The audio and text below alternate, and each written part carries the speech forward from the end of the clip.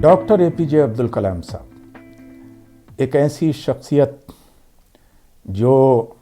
एक मामूली घराने से उठने के बाद इस देश की सबसे ऊंची पोजीशन यानी राष्ट्रपति की कुर्सी तक पहुंची।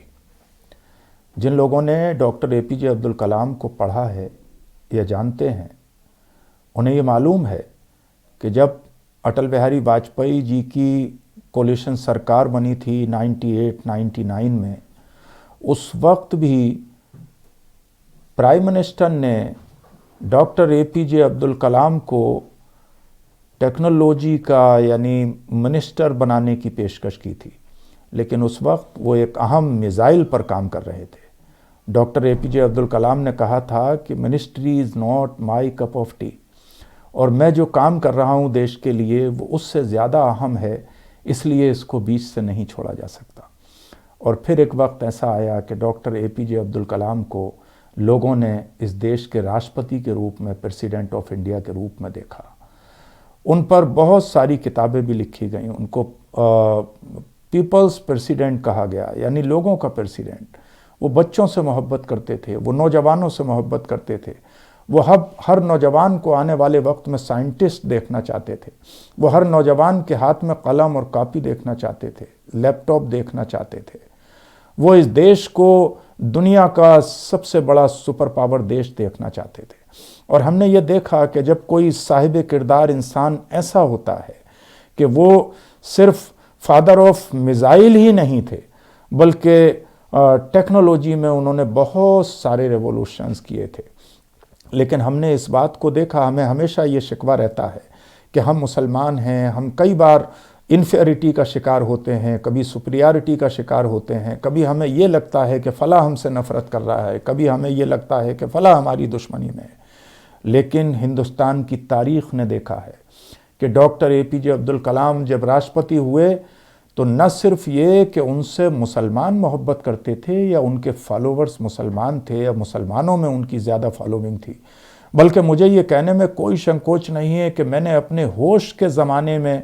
जितने राष्ट्रपति इस देश में देखे हैं, तकरीबन 90s के बाद, और बहुतों को तो मैं नहीं जानता, उसमें सबसे ज़्यादा अगर कोई पॉपुलर राष्ट्रपति इस देश ने देखा है और जिसकी फॉलोइंग महिलाओं में, नौजवानों में, युवाओं में, पढ़ने लिखने वाले लोगों में इतनी ज़्यादा थी उनके किरदार की वजह से, तो वो डॉक्टर एपीजे अब्दुल कलाम की थी। और माफ़ कीजिएगा, सिर्फ ऐसा नहीं कि जो माइनॉरिटीज़ के लोग हैं वो उनसे प्यार करते थे या सिर्फ मुसलमान उनसे प्यार करते थे, बल्कि उनसे प्यार करने वाली इस देश की सबसे ज़्यादा अक्सरियत थी। इस देश की मेजॉरिटी उनसे प्यार करती थी इस बुनियाद पर कि उनका एक किरदार था।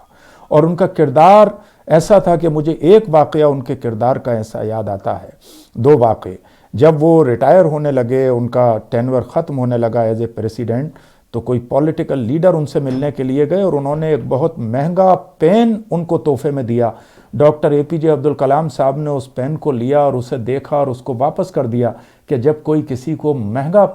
तोहफा देता है तो वो ये उम्मीद करता है कि उस तोहफे के जवाब में वो उससे कुछ हासिल करे या कोई काम ले, और मैं ये समझता हूँ कि मैं इसके जवाब में कुछ ऐसा नहीं कर सकता। इसी तरीके से साउथ के दौरे पर एक बार डॉक्टर एपीजे अब्दुल कलाम साहब गए हुए थे और उनके साथ जो साहब थे, मुझे उनका लेक्चर सुनने का एक बार मौका मिला। उन्होंने बताया कि वहाँ से वापस आते वक्त एक शोरूम से बहुत अच्छा T shirt doctor APJ Abdul Kalam साहब ने ख़रीदा, उन्हें पसंद आया और वो शोरूम में घुस गए और उन्होंने वो टी शर्ट लिया और चेक से उन्होंने उसका पेमेंट किया और वापस आ गए। कुछ दिन के बाद बोले, मैं खुद राष्ट्रपति भवन आया हुआ था, तो डॉक्टर एपीजे अब्दुल कलाम साहब ने